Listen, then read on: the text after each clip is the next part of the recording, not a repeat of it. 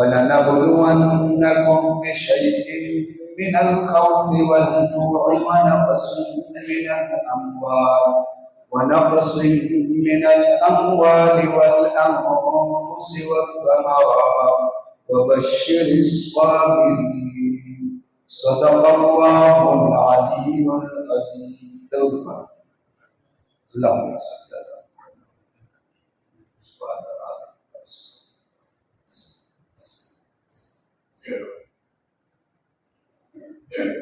میرے محترم بزرگوں اور عزیز بھائیوں، گزشتہ جمعہ میں نے آپ کے سامنے جس عنوان پر گفتگو کی تھی وہ عیادت کا عنوان تھا، اور آج میں نے آپ کے سامنے قرآن کی ایک آیت تلاوت کی ہے۔ اللہ تعالیٰ نے اس آیت میں مسلمان کی آزمائش کا ذکر کیا کہ دنیا آزمائش کی جگہ ہے، امتحان کی جگہ ہے۔ فرمایا وَلَنَبْلُوَنَّكُمْ بِشَيْءٍ مِّنَ الْخَوْفِ وَالْجُوعِ، اللہ فرماتے ہیں کہ یہ آزمائش کا سلسلہ مسلسل رہے گا، یہ اللہ کا حکم ہے۔ اللہ تعالیٰ انسان پر جو بھی حال مسلط فرماتے ہیں اس میں اس مسلمان کی آزمائش ہوتی ہے۔ تو فرمایا وَلَنَبْلُوَنَّكُمْ، ہم تمہیں آزمائیں گے، بِشَيْءٍ مِّنَ الْخَوْفِ، کبھی خوف ڈالیں گے، وہ بھی آزمائش ہو، وَالْجُوعِ، کبھی بھوک کی حالت ہوگی، وہ بھی آزمائش ہو، وَنَقْصٍ مِّنَ الْأَمْوَالِ وَالْأَنفُسِ، کبھی پھلوں میں کمی ہوگی، یہ بھی آزمائش کی صورت ہوگی، اور کبھی جانیں جو ہے وہ چلی جائے گی، یہ بھی آزمائش کی صورت ہوگی۔ اور فرمایا وَبَشِّرِ الصَّابِرِينَ، لیکن صبر کرنے والوں کے لیے خوشخبری ہے۔ آزمائش تو آئے، کبھی مالی پریشانی ہوگی، کبھی جانی پریشانی ہوگی، کبھی کھیتیاں تباہ ہو جائے گی، قسم قسم کی آزمائشیں آئے گی، لیکن مسلمان کو حکم ہے کہ صبر کرے، اور اللہ فرماتے ہیں وَبَشِّرِ الصَّابِرِينَ، آپ خوشخبری دے صبر کرنے والوں کے۔ صبر کرنے والے کون ہیں؟ جب آزمائش کا سامنا ہو، جیسے کہ قرآن کہتا ہے الذین اذا اصابتہم مصیبہ، جب وہ مصیبت میں گر جائے، آزمائش میں گر جائے، تو ان کی زبان پر ہو انا للہ و انا الیہ راجعون، ہم سب اللہ کے لیے ہیں اور ہمارے پاس جو کچھ ہے وہ اللہ کا ہے، اور ہم سب نے رب کی طرف لوٹ کر جانا۔ جیسے ایک اور حدیث میں آتا ہے ان للہ ما اخذ ولہ ما اعطى، جو اللہ نے دیا وہ بھی اللہ کا، جو لے لیا وہ بھی اللہ کا۔ مسلمان کو حکم ہے اس موقع پر صبر کا دامن تھامنا، اس موقع پر صبر کا دامن تھامنا، یہ مسلمان کو حکم۔ اب اس وقت موجودہ صورتحال بھی ایک آزمائش ہے۔ ہمارے اس ملک پاکستان کے اندر جو ہے چند علاقے ہیں، آپ کے علم میں ہے، پورا کا پورا گاؤں جو ہے وہ ڈوب گئی، پوری بستیاں جو ہے وہ ڈوب گئی، اور کتنے سارے مسلمان جو ہے وہ ڈوب کر مر گئے، ان کے جانور، ان کے مکانات، ان کی کھیتیاں تباہ ہو گئی۔ یہ بھی ایک آزمائش آپ سمجھ لیں۔ اب جن پر یہ آزمائش آئی ہے ان کے لیے بھی یہ آزمائش ہے، وہ بھی امتحان ہے، لیکن جو بچ گئے، جیسے ہم یہاں بیٹھے ہوئے، ہمارے لیے بھی آزمائش ہے۔ ہم یہ نہ سمجھے کہ یہ ان کے لیے آزمائش ہے اور ہمارے لیے نہیں ہے۔ اللہ اس پر بھی قادر تھا، جس مصیبت میں ان کو ڈالا ہے بجائے ان کے ہمیں ڈالتے، اللہ اس پر بھی قادر ہے، اللہ کے لیے کوئی مشکل نہیں۔ تو ہمیں بھی اللہ نے اس موقع پر آزمائش میں ڈالا۔ ان کے لیے آزمائش کیا ہے کہ ان کے بچے ان کی آنکھوں کے سامنے تڑپ تڑپ کر دنیا سے چلے گئے، کسی کے والد، کسی کی والدہ، کسی کی بہن، گھر کے افراد ان کے جنازے سامنے ہیں، بہت بڑی آزمائش ہے. الفاظ آسان ہے، حقیقت بہت مشکل ہے. اللہ تعالیٰ کسی کسی کو صبر کی توفیق عطا فرماتے ہیں. بڑی آزمائش ہمارے لیے یہ آزمائش ہے کہ ہم اس موقع پر کتنا ان کے ساتھ کتنی ہمدردی کرتے ہیں، کتنی محبت کا ثبوت دیتے ہیں. ہمارے دلوں کے اندر ان کے لیے کتنی شفقت ہے، کتنی محبت ہے، کتنی ہمدردی ہے. ہمارے لیے یہ آزمائش. وہ تو صبر کریں گے، ہم ان کے لیے سہارا بنیں گے. اگر ہمارے دلوں میں ہمدردی نہ ہو تو ہم بھی اس آزمائش میں فیل ہو جائیں گے. میرے دوستو، اگر آپ قرآن سے پوچھیں تو آزمائش کی صورت میں سب سے پہلے مسلمان کی زبان پر اللہ کی تسبیح و تقدیس کے کلمات، جیسے کہ قرآن میں حضرت یونس علیہ السلام کا واقعہ بیان کیا. حضرت یونس علیہ السلام مچھلی کے پیٹ میں، 3 اندھیرے ہیں، اور قرآن نے اس آزمائش کو بیان کیا فی ظلمات ثلاث. 3 اندھیرے ہیں، رات کی تاریکی ہے، سمندر کی تاریکی ہے، مچھلی کے پیٹ کی تاریکی ہے. لیکن اس حالت میں بھی یونس علیہ السلام کو یقین ہے کہ میرا رب مجھ سے غافل نہیں. ان 3 اندھیروں کے اندر بھی میرا اللہ مجھے دیکھ رہا ہے. اور اپنے رب کو پکارا، لا الہ الا انت سبحانک انی کنت من الظالمین. اللہ آپ کے سوا کوئی معبود نہیں، آپ کی ذات پاک ہے، تمام عیبوں سے آپ کی ذات پاک ہے، تمام کمزوریوں سے آپ کی ذات پاک ہے. میں خود ظالم ہوں، میں خود زیادتی کرنے والا ہوں.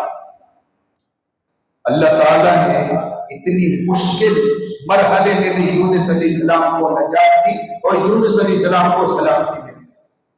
اللہ نے اس واقعے کو قرآن میں ذکر فرمایا، امت محمدیہ کو مخاطب کر کے فرمایا اس طرح کے مسائل میں مشکلات میں تم ڈوبو تو اس وقت تمہاری زبان پر بھی یہ والا جملہ ہونا چاہیے، لا الہ الا انت سبحانک انی کنت من الظالمین. ہماری زبانوں پر ہو تو اللہ کی ذات سبحان، عیب سے پاک، اللہ مدد کرے. اور اگر آپ قرآن سے پوچھیں تو ان مشکل مراحل میں ہمارے لیے کیا حکم ہے. حضرت آدم علیہ السلام مشکل حالت میں آدم علیہ السلام کی زبان پر کون سا جملہ تھا، وہ آپ قرآن سے پوچھیں. قرآن کہتا ہے ربنا ظلمنا انفسنا وَإِن لَّمْ تَغْفِرْ لَنَا وَتَرْحَمْنَا لَنَكُونَنَّ مِنَ الْخَاسِرِينَ.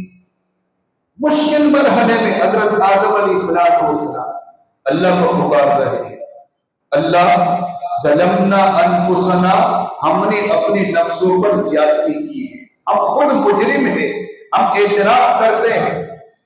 اگر آپ نے ہمیں معاف نہیں کیا اور آپ کی رحمت ہم پر نہ اتری تو ہم نقصان والوں میں سے ہو جائیں گے. آج امت مسلمہ پر کتنی آزمائشیں آ رہی ہیں. ضرورت اس بات کی ہے کہ امت مسلمہ کی زبان پر بھی یہ جملہ ہو اور اپنی غلطی کا اعتراف ہو. ہمارے معاشرے کے اندر 2 قسم کے لوگ پائے جاتے ہیں. ایک تو وہ ہے گناہ بھی کرتے ہیں، گناہ کو گناہ سمجھتے بھی نہیں. حدیث میں آتا ہے ان المؤمن اذا اذنب ذنبا كانت نقطة سوداء في قلبه. مومن جب گناہ کرتا ہے اس کے دل پر ایک سیاہ داغ بن جاتا ہے. اگر وہ توبہ نہیں کرتا تو دوسرا داغ، تیسرا داغ، یہاں تک کہ اس کا دل مکمل سیاہ ہو جاتا ہے. پھر وہ گناہ بھی کرتا ہے اور گناہ کو گناہ سمجھتا بھی نہیں اور لوگوں کے سامنے فخری انداز میں بیان بھی کرتا ہے.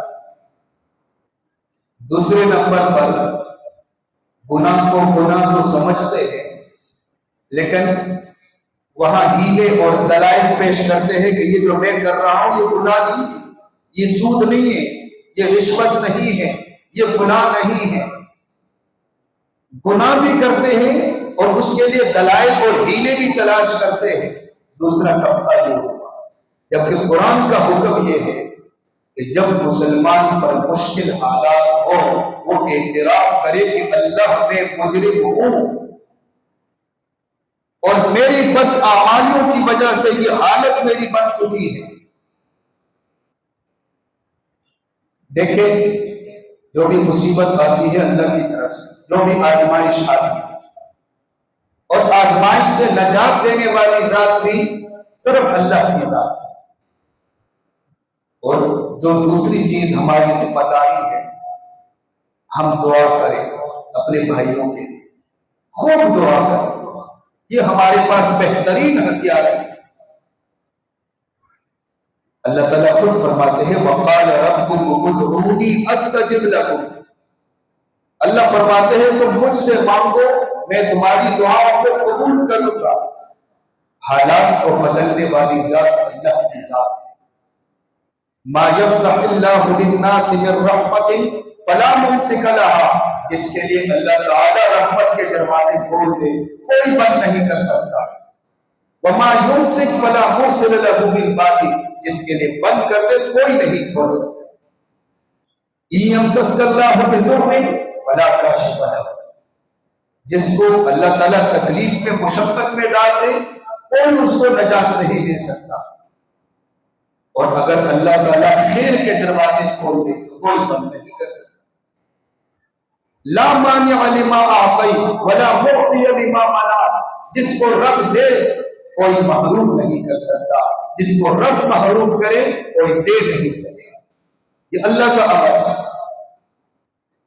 تو ہم دعاؤں میں اپنے بھائیوں کو یاد کریں، اللہ تعالیٰ سے دعا مانگے، اللہ تعالیٰ کے فضل سے اللہ کے رحم سے کام بنتے ہیں،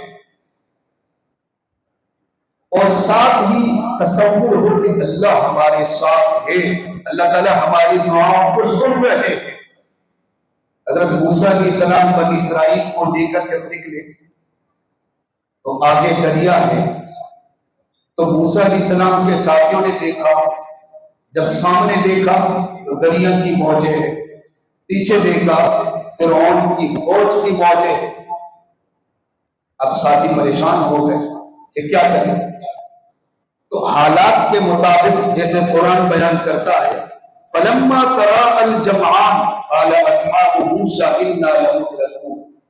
جب موسیٰ علیہ السلام کے ساتھیوں نے دیکھا فرعون کا لشکر بالکل سامنے، دریا کی موجیں بھی سامنے، بچنے کی کوئی صورت نہیں، کہنے لگے ہم تباہ ہوں، کوئی راستہ نہیں بچنے کا. پیچھے جائیں گے تو قتل ہو جائیں گے، آگے جائیں گے تو ڈوب جائیں گے. لیکن حضرت موسیٰ علیہ السلام کو یقین تھا کہ اللہ ہمارے ساتھ ہے، اللہ کا یہ حکم ہے. فرمانے لگے ان معی ربی سیہدین. میرے ساتھ میرا رب ہے، وہ میرے لیے راستہ کھولے گا، میری رہنمائی فرمائے گا. یہ ایسا جملہ ہے کہ اگر آپ کی زر کے ساتھ اس کو لکھا جائے پھر بھی اس جملے کا حق ادا نہیں ہو سکتا. سونے کے پانی کے ساتھ لکھا جائے. حضرت موسیٰ علیہ السلام نے اس مشکل مرحلے میں اللہ تعالیٰ نے اس واقعہ کو قرآن میں بیان فرمایا، امت محمدیہ کے لیے بیان فرمایا کہ جب امت محمدیہ مصائب کے گرداب کے اندر پھنس جائے اور ہر طرف مصائب ہی مصائب ہو، مشکل ہی مشکل ہو، اس وقت بھی وہ یہ کہے کہ میرا رب میرے ساتھ اور میرا رب میرے رہنمائی فرمائے. بارش برستی ہے اللہ کے حکم سے، اور بارش اگر نہیں برستی قحط سالی مسلط ہوتی ہے وہ بھی اللہ کا امر ہے. اللہ کا امر نہ ہو پوری کائنات جمع ہو جائے بارش نہیں برس، اور بند بھی نہیں ہو سکتی اگر برسنا شروع ہو جائے. بخاری شریف کی روایت ہے نبی صلی اللہ علیہ وسلم جمعے کا خطبہ دے رہے تھے تو ایک دیہاتی آیا، یا رسول اللہ ہلکت المواشی، یا رسول اللہ جانور پیاس کی وجہ سے مر گئے، بارش نہیں برس رہی. اللہ کے نبی نے ہاتھ اٹھائے، اللہ بارش برسا. راوی بیان کرتا ہے کہ مدینے میں گرمی تھی، آسمان پر بادل کا نام و نشان بھی نہیں تھا. اچانک بادل آئے اور چھا گئے، بارش شروع ہو گئی. 7-8 دن تک بارش رہی، سیلاب کی صورت بن گئی۔ اگلے جمعے کو پھر اللہ کے نبی منبر پر تشریف فرماتے، وہی صحابی آئے، یا رسول اللہ ہلکت المواشی، جانور ڈوب گئے، مر گئے۔ اللہ کے نبی نے پھر ہاتھ اٹھائے، اللہ تعالیٰ اب بارش کو روک دے۔ صحابہ کا بیان ہے کہ ہم جب مسجد سے نکلے تو بادل غائب ہو گئے اور بارش رک گئی۔ یہ واقعہ اس لیے ہے کہ یہ اللہ کا امر ہے، حالات آتے ہیں اللہ کے حکم سے۔ تو جیسے میں نے آپ کو بتایا کہ ملکی صورتحال اس وقت ایسی ہے، اس میں ہماری ذمہ داری کیا ہے؟ آپ اندازہ لگائے، ہمارے گھر کے اندر اگر ایک بچہ بھی پریشان ہونا تو ماں باپ کا دل کتنا پریشان ہوتا ہے کہ میرا بچہ کیوں پریشان ہے، میں اس کے لیے کسی سے قرضہ لے لوں۔ اور ان لوگوں کی حالت کیا ہے، ان کے بچے ان کے سامنے ڈوب کر چلے گئے دنیا سے، گھر والوں کے جنازے سامنے پڑے ہوئے ہیں، تڑپ تڑپ کر بیٹے کے سامنے ماں باپ تڑپ تڑپ کے مر رہے، جانور تڑپ کر مر گئے، اور جو ان کی پوری زندگی کی کمائی تھی، مکان وغیرہ جو بنائے تھے، وہ بھی نشانات بھی مٹ گئے۔ بہت بڑی آزمائش ہے، ہمارے لیے بھی آزمائش ہے۔ اس وقت ہم اپنے مسلمان بھائیوں کے ساتھ کتنی محبت کا اظہار کر سکتے ہیں، اور کتنی شفقت کی چادر پھیلا سکتے ہیں، اور کتنی ہمدردی کا اظہار کر سکتے ہیں، یہ ہر بندے کا ایمان بتائے گا۔ ایمان میں جتنا زور ہوگا تو ساتھ ساتھ ہی وہ اپنے ہاتھوں کو بھی پھیلائے گا، اپنے بھائیوں کے لیے سہارا بھی بنے گا۔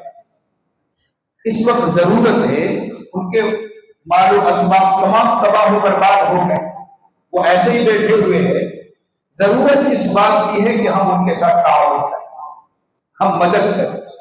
اللہ تعالیٰ نے جس کو جتنی توفیق دی، لیکن بڑھ چڑھ کر ہم اس کے اندر حصہ لیں۔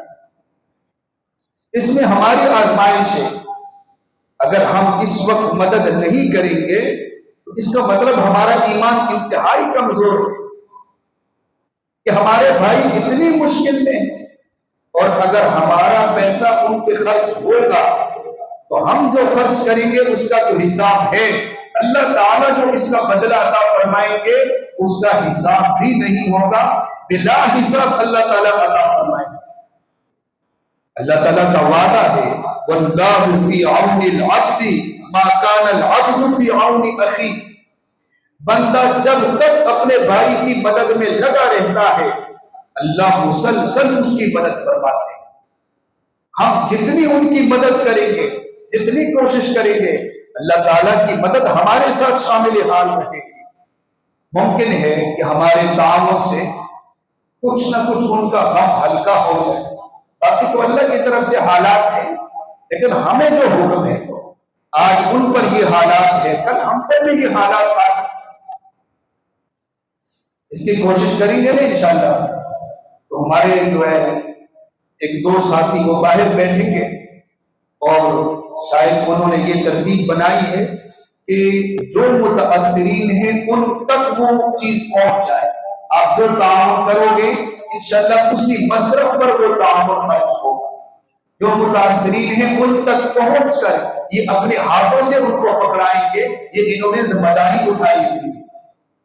تو آپ دل کھول کر تعاون کریں، انشاءاللہ کوشش کریں گے نا، کوئی ساتھی بھی خالی نہ رہے۔ اتنے مشکل حالات ہیں، آپ خود اپنے بچوں کے بارے میں سوچیں، اللہ نہ کرے اگر ہمارے ایسے حالات ہو تو کیا ہو، تو کوشش کریں گے نا انشاءاللہ۔